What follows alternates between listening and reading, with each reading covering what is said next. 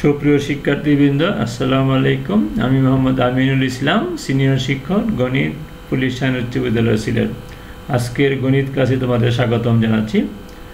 আজকে আমরা বাস্তব সংখ্যার উপর একটি ক্লাস তোমাদের সামনে উপস্থাপন করব।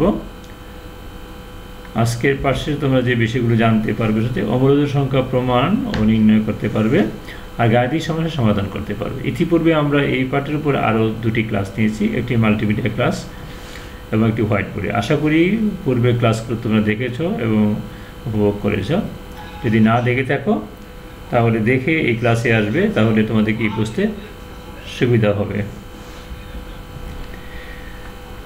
ওকে, চলো আমরা আজকে তোমাদের পাঠের বিষয়বস্তু চলে যাই।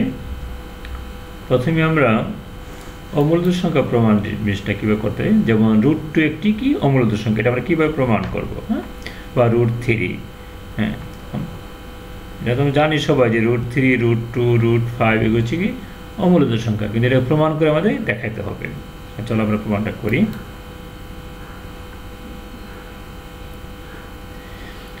আমরা যদি লিখি 1 স্কয়ার কত 1, 2 স্কয়ার কত 4 আর √2 স্কয়ার কত 2, তাহলে আমরা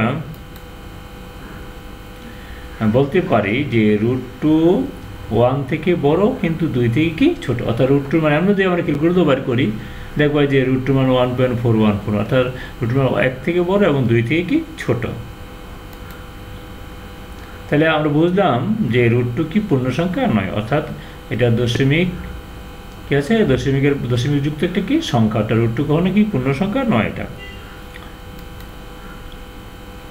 যদি √2 মূলদ সংখ্যা, আমরা কিন্তু প্রমাণ করি √2 কি অমূলদ সংখ্যা। তা ধরলাম আমরা কি √2 একটা যদি মূলদ সংখ্যা, তাহলে আমরা একটা ভুল তথ্য ধরতেছি, দেখি এই ভুলটা প্রমাণ করা যায় কিনা। যদি না যায় তাহলে বলবো যে √2 একটি অমূলদ সংখ্যা। যেমন একজন শিক্ষার্থী, ঠিক আছে, সে ছাত্র, আমরা দেখি তাকে ছাত্রী প্রমাণ করা যায় কিনা। যদি না যায় তাহলে বলবো যে সে কি ছাত্র, আমাদের ধরাটাই কি বলছিল। ঠিক এরকমই একটি উল্টা লজিকের তথ্যকে ধরেই কিন্তু আমরা সামনে অগ্রসর হব, অর্থাৎ √2কে আমরা এখন মূলদ সংখ্যা প্রমাণ করার চেষ্টা করব। যদি না পারি তাহলে বলবো কি √2 একটি কি অমূলদ সংখ্যা।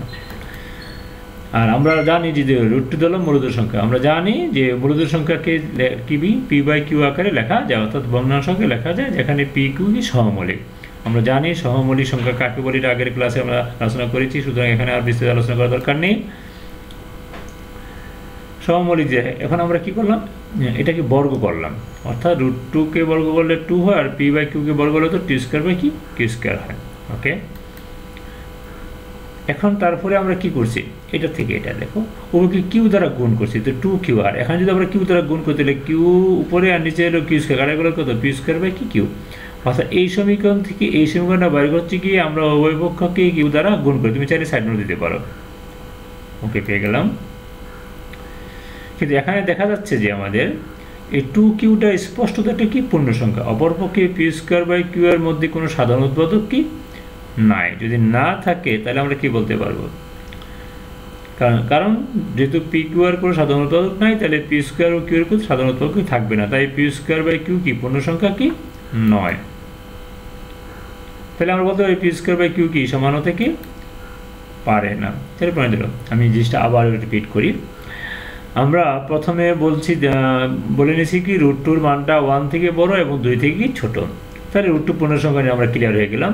তো ধরলাম একটি √2 কি মূলদ সংখ্যা, অর্থাৎ ভুল একটি তথ্যকে আমরা ধরলাম, এই তথ্যটা প্রমাণ করে আমরা চেষ্টা করব।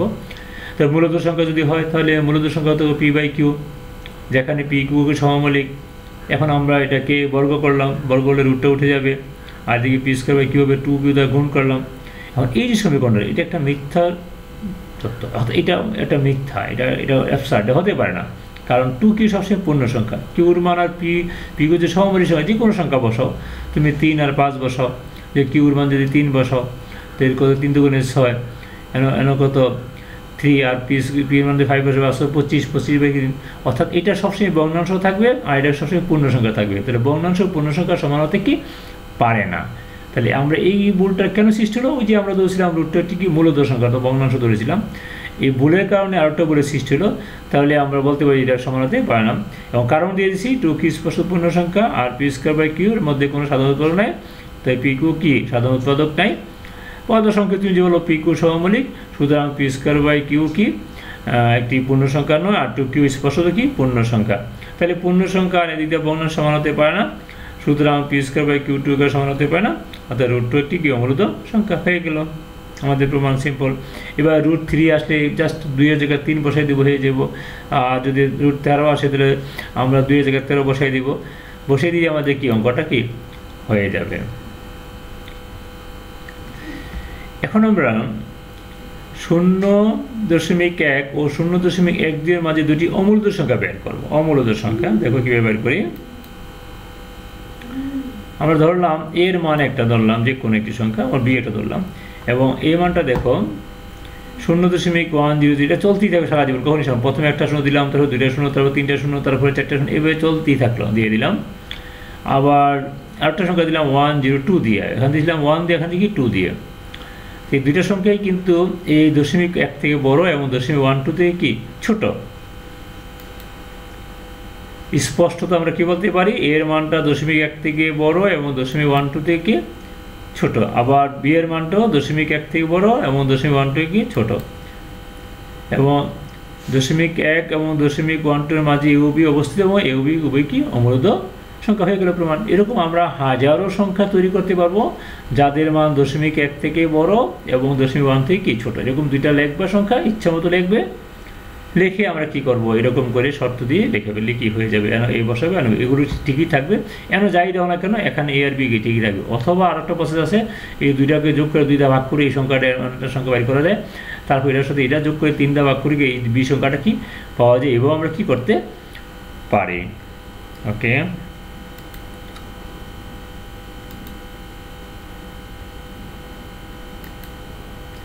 এখন আমরা আরেকটা প্রমাণ করব, যে কোনো বিজোড় পূর্ণ সংখ্যার বর্গ একটি কি সংখ্যা, বিজোড় সংখ্যা। সহজ কথা, যে বিজোড় পূর্ণ সংখ্যা, যেমন একটা 3 একটা বিজোড় সংখ্যা, তার বর্গ করলাম 3 × 9, এটাও বিজোড় সংখ্যা। তুমি যদি বলো যে আমরা ক্লাসে থাকলে তোমাকে জিজ্ঞাসা করতাম একটা বিজোড় সংখ্যা বলো, তোমরা হয়তো বলতে 7, 4, তাই আমি বলতাম 7 বর্গ করো 49, 49 বিজোড় সংখ্যা। আর একজন বলতো 5, 5 বর্গ করলে কত 25, এটি বিজোড় সংখ্যা। অর্থাৎ তুমি যে কোনো বিজোড় সংখ্যা নেও না কেন, তার বর্গ করলে সবসময় কি আসবে, বিজোড় আসবে। এটা আমরা যুক্তি দিয়ে প্রমাণ করব। ধরি x একটি বিজোড় সংখ্যা, তাহলে x = কত, 2n - 1। 2n - 1 হচ্ছে সকল বিজোড় সংখ্যা। অর্থাৎ আমি যদি এই যে n - 2n, এটা আমরা জানি n স্বাভাবিক সংখ্যা, n এর মান 1 2 3, আমরা যদি এখানে 1 বসাই, n এর মান 2 কে 2, 2 থেকে গেলে 1 থাকে, তাহলে x মানে 1।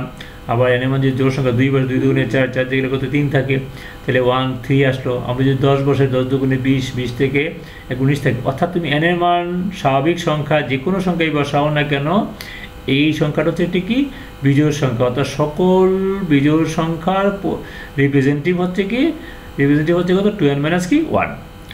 এখন আমরা যদি দেখাইতে পারি যে 2n - 1 এর বর্গ বিজোড়, তাহলে তো আমাদের হয়ে গেল। ওকে, আমরা চেষ্টা করি, বর্গ করলাম,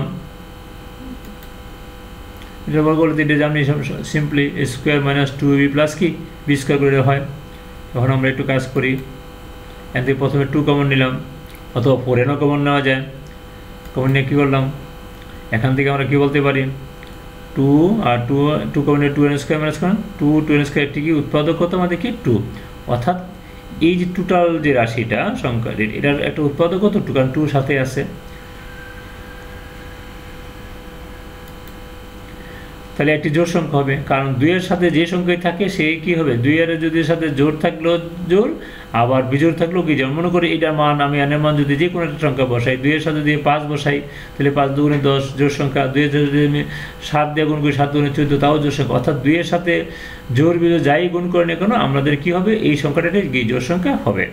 অর্থাৎ n এর মান তুমি যাই বসাও, জোড় বিজোড় হিসাব নিকাশ করলে কী হয়ে যাবে, এই সংখ্যাটা টোটাল সংখ্যাটা কী হবে, জোড় সংখ্যা হবে, কারণ এখানে 2 গুণিতক হিসাবে কি আসে। তাহলে আমরা বুঝলাম এটা জোড় সংখ্যা, জোড়ের লগে 1 যোগ করলে কী হবে, বিজোড় হয়ে যাবে। অর্থাৎ জোড় সংখ্যার লগে যে যত বড় জোড় সংখ্যা হোক না, তার লগে যদি আমরা 1 যোগ করি, তাহলে সেটা কী হবে, বিজোড় সংখ্যা হবে। সুতরাং যে কোনো বিজোড় পূর্ণ সংখ্যার বর্গ একটি সংখ্যা হলো বিজোড় সংখ্যা হয়ে গেল। সিম্পল কাজ, এটা বিভিন্ন প্রমাণ করা যায়। আমি একটা প্রমাণ দেখালাম, এখানে 4n কমন নিয়ে প্রমাণ করানো যায়। ওকে, আমরা আরও কিছু করার চেষ্টা করি। এখানে দেখো, কিছু ক্লাসে থাকলে তোমাদেরকে সামনে এনে আমার মাল্টিমিডিয়া ক্লাস দেখাইতাম, আর তোমরা ল্যাপটপ ধরে ধরে কী করতে, মাউস ধরে ধরে কাজগুলো কী করতেন। অর্থাৎ খুঁজে বের কর স্বাভাবিক সংখ্যা কোনটা, স্বাভাবিক সংখ্যা n। দেখি 8 কি কয়, হ্যাঁ 8 একটা কি সংখ্যা, স্বাভাবিক সংখ্যা 0.1। তোমরা এই 4 এটি স্বাভাবিক কি সংখ্যা। আমি এটা ভুল দিই, দেখো কি দেখায়, দেখো এটা কিন্তু আমাদের কি হয়েছে না যে লাইফ দুইটা তিনটা ছিল কমে গেল একটা নাকি। এটা একটা কি স্বাভাবিক সংখ্যা, 9 স্বাভাবিক কি সংখ্যা, 7 হচ্ছে আমাদের কি স্বাভাবিক সংখ্যা না। আর কি স্বাভাবিক সংখ্যা আছে এখানে আমাদের, যে 5 আছে স্বাভাবিক সংখ্যা না, 12 আছে আমাদের কি স্বাভাবিক সংখ্যা। আর কি স্বাভাবিক সংখ্যা আছে দেখো তো, 25 বর্গমূল কত, এটা একটি স্বাভাবিক কি সংখ্যা। আর কি কোনো স্বাভাবিক সংখ্যা আছে আমাদের দেখো তো, এখানে এই 2 আছে একটা না, 2 আছে একটা কি স্বাভাবিক সংখ্যা। আমরা কিন্তু একটা ভুল করেছিলাম না, একটা ভুল তো, যে আর কোথাও স্বাভাবিক সংখ্যা আছে দেখো তো, কোথাও কি স্বাভাবিক সংখ্যা দেখা যায়, নাই কোনো স্বাভাবিক সংখ্যা আমাদের কি নেই। কেন 1 কম হইলো আমাদের, এই যে 36 দেখি তো, হ্যাঁ তুমি যে তাহলে 36টা কি 36 বর্গমূল কত 6 স্বাভাবিক সংখ্যা। এইভাবে আমরা অঋণাত্মক সংখ্যা কি বের করতে পারি, অঋণাত্মক সংখ্যা, অঋণাত্মক সংখ্যা এখানে খুঁজে খুঁজে আমরা কি বের করি, অঋণাত্মক সংখ্যা যেগুলো স্বাভাবিক সংখ্যা আর সেই সাথে কি শূন্য, শূন্য একটি অঋণাত্মক সংখ্যা যে হয়ে গেল।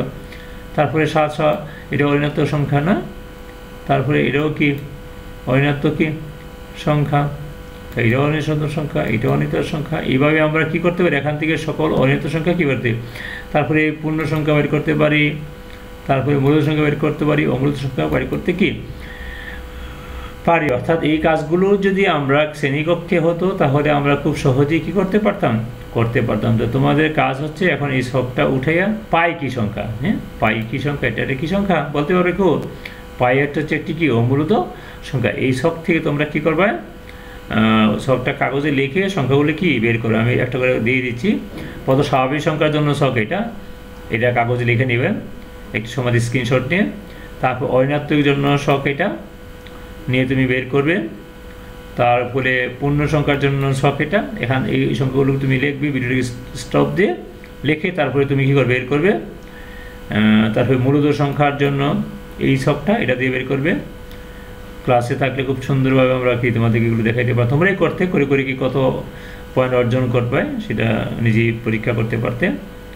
তারপরে অমূলত সংখ্যার জন্য কি সেট এটা। ওকে, তাহলে আমরা এখান থেকে এই বিষয়গুলি আমরা কি সহজে কি বের করতে পারতাম, তোমরাও করতে খুব ভালো লাগতো। ওকে, আমরা সামনে আগাচ্ছি।